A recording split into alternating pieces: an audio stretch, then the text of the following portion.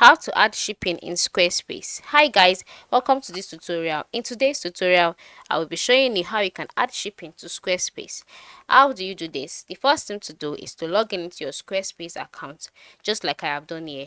And then once you're logged in, at the left side of the screen, you'll see a list of options such as website, selling, marketing, contact, analytics, scheduling, etc.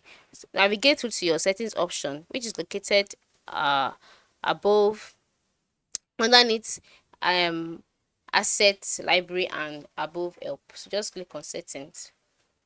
Once you click on settings, you will be brought to the settings page. On this page, scroll down until you see shipping. Shipping is located under selling, okay? Shipping under cart and checkout and above pick up. Once you click on shipping, you'll be taken to the shipping page. Now on the shipping page, you'll see shipping's option, create shipping option for your customers to choose from the cost automatically etc. Then click on add shipping option.